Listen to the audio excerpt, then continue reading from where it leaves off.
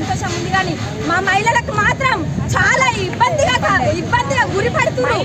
Bus ఎక్కడానికి కూడా చాలా ఇబ్బంది పడుతున్నారు. కాబట్టి దీని మీద వెంటనే రేవంత్ రెడ్డి నువ్వు చర్యలు తీసుకొని బస్సులు ఆఫ్ చేయ, ఫ్రీ బస్సు వెంటనే ఆఫ్ చేసి దీనికి బదులు నువ్వు హాస్పిటల్ లేకపోతే కాలేజీ పిల్లలక నువ్వు వచ్చాయి, కానీ బస్సులు మాత్రం రద్దు చేయాలని కోరుకుంటున్నాం. మేము మహిళల మందరం తెలంగాణ ప్రజలం కూడా ఇలా గురవుతున్నాం. మా మహిళలకంటే విలువ లేకుండా అయిపోయింది.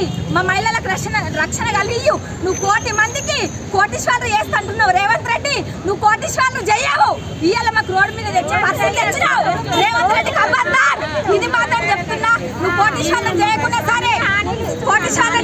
సరే ఫ్రీ బస్ రేవంత్ అన్న వాళ్ళకి మహిళలకి కోటీశ్వరం చేయకుండా పర్వాలేదంట, కానీ ఫ్రీ బస్ అంటే రద్దు చేయరాదన్న. ఎందుకు వాళ్ళు ఇబ్బంది పడుతున్నారంట, సీట్ల కోసం జుట్లు పట్టుకొని కొట్లాడుకుంటారంట, తిట్టుకుంటారంట, అవమానం జరుగుతుందంట, వాళ్ళకి ఇబ్బంది జరుగుతుందంట.